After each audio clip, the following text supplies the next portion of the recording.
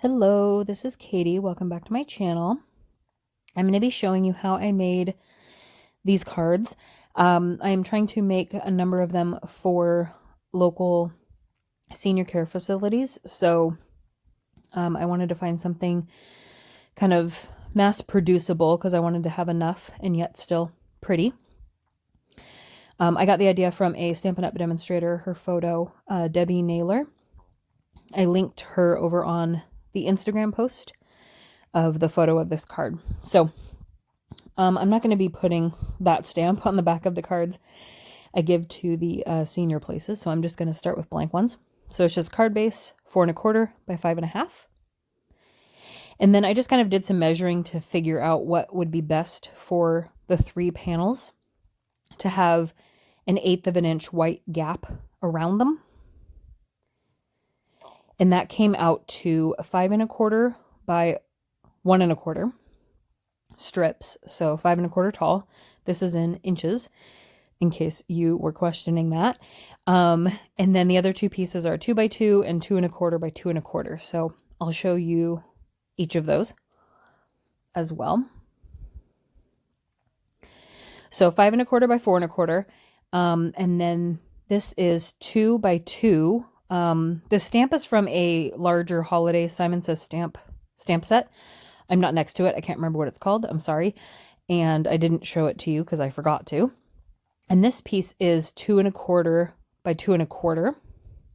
So an 1/8 of an inch peeks out of the sentiment on all sides as well. So these are just some of the ones that I pre-cut and pre-stamped, and I did that in my MISTI, so I just tucked the square in the corner, and the magnet was able to hold on the top right corner just to hold it down, and I did stamp all of those twice so that they were pretty bold. So I'm just going to show you putting together one of these, and the general, and I have other patterns as well, but the general pattern I'm going with is a more solid one in the middle, and then the ones with more white space or gaps of white or cream on the left and the right. So I will start from left to right. Eyeballing this is pretty easy. If you've seen an 1/8 of an inch enough times, you can eyeball.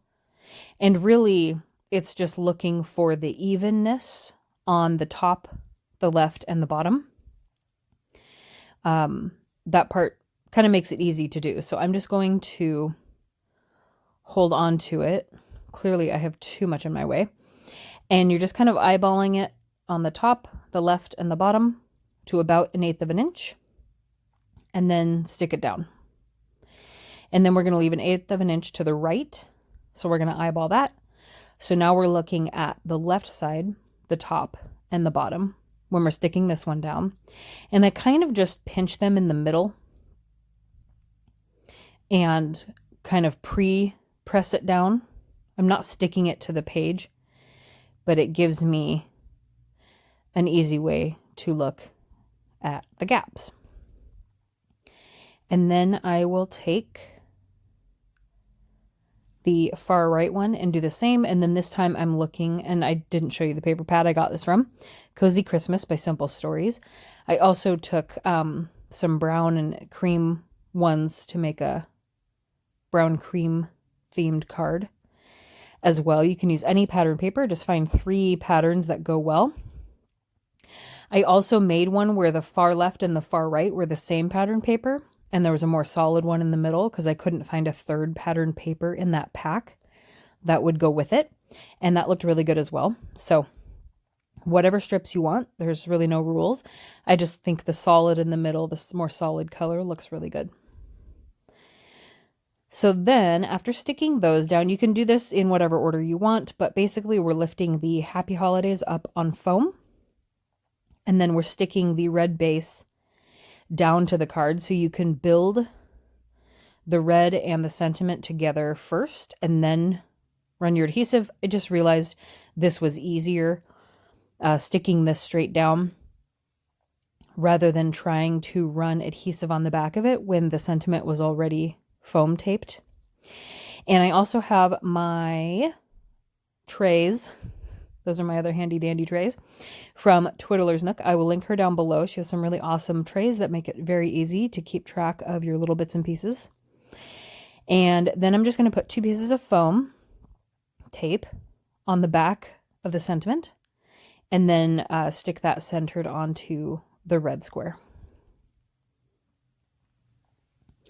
And the sequins are from Michelle. I'm going to link her down below as well. I'll link her Instagram because that's where she sells those sequins. She has all kinds of sequins for what you are looking for, I'm sure. This is me just fighting with my glue. All I want for Christmas is a glue that will never clog, and I don't think it's ever going to happen. Here's me squeezing a bunch of glue out because I'm an idiot.